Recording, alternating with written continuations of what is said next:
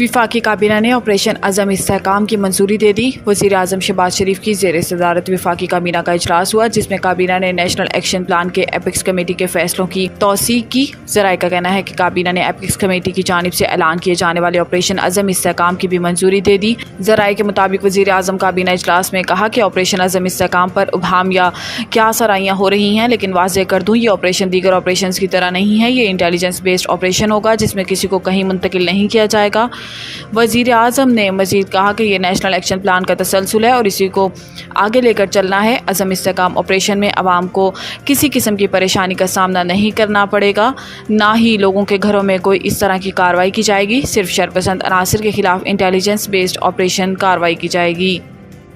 अज़म इस्तेहकाम operation की ज़्यादातर कार्रवाइयाँ KP और बलूचिस्तान में होंगी। वज़ीर दफ़ा party secretariat model town Lahore में प्रेस कॉन्फ्रेंस करते हुए वज़ीर दफ़ा ख्वाजा आसिफ ने कहा है कि ऑपरेशन पिछले ऑपरेशन से थोड़ा मुख्तलिफ है। इस ऑपरेशन का आगाज़ दहशतगर्दों के खिलाफ कार्रवाइयों से शुरू होगा। इस ऑपरेशन के कोई सियासी अज़ाइम नहीं, बल्कि इसका मकसद चंद माह से बढ़ती दहशतगर्दी की लहर को ख़त्म करना है। लिहाजा इस ऑपरेशन में सबको सपोर्ट करना चाहिए। वज़ीर दफ़ा का कहना है कि 3 पार्टियों का वहाँ वोट बैंक ये इसलिए तहफ़्फ़ुज़ात कर रहे हैं, लेकिन कानूनी और आइन पहलुओं को दूर किया जाएगा। मेरी तो दरख्वास्त होगी ये कौमी सतह पर सपोर्ट करें। इन्होंने कहा कि अफवाज पाकिस्तान रोज़ाना की बुनियाद पर कुर्बानियाँ दे रही है।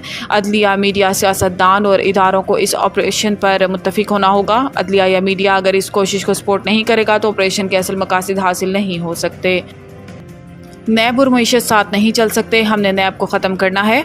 बिलावल भुट्टो ज़रदारी कौमी असम्बली में इज़हार ख्याल करते हुए बिलावल भुट्टो ज़रदारी ने कहा कि जब पीपल्स पार्टी ने हुकूमत की हिमायत की तो एक मुआहिदा किया जिसके तहत हुकूमत को बजट और PSDP हमारे साथ मिलकर बनाना था, मगर इस पर अमल नहीं किया गया। मिलकर बजट बनाते तो अच्छा होता। इन्होंने कहा कि हुकूमत को बजट पर अपोजिशन से भी बात करके इनकी तजावीज़ लेनी चाहिए थी, इससे अच्छा तासुर जाता। शहबाज शरीफ ने चार्टर ऑफ इकॉनमी की बात की थी। पाकिस्तान का लॉन्ग टर्म मसला इसके बगैर हल नहीं होगा। ये चार्टर सबके मशवरे से बनाना होगा, कहीं से डिक्टेट नहीं होगा। हमें दुनिया को पैगाम देना होगा कि पाकिस्तान ने अपनी मईशत के लिए 20 साल प्लान बनाया है। चेयरमैन PP ने अशिया पर सेल्स टैक्स जमा करने का इख्तियार सूबों को देने का मुतालबा करते हुए कहा कि अगर सूबे हदफ हासिल नहीं करते तो अपने बजट से हदफ पूरा करेंगे। सरप्लस सेल्स टैक्स की सूरत में सूबे इजाफी रेवेन्यू अपने पास रखेंगे।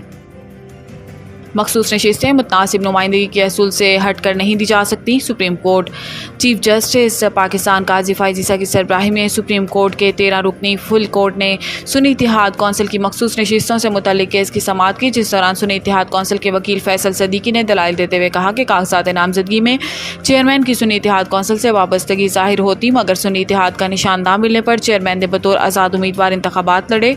चीफ जस्टिस काजी फ़ाइज़ ने रिमार्क्स दिए कि आपने तो हवा में बात की, ऐसे बयान नहीं दे सकते, आप दस्तावेजात दें। इस पर फैसल सदीकी ने कहा कि मैं दस्तावेजात भी दूंगा और इलेक्शन कमीशन भी कंफर्म कर देगा। दौरान समाअत चीफ जस्टिस ने रिमार्क्स दिए कि सरप्राइज की बात है, सलमान अकरम राजा और फैसल सदीकी ने पेशावर हाई कोर्ट की बात ही नहीं की और दोनों वकला ने सिर्फ इलेक्शन कमीशन के फैसले की बात की है।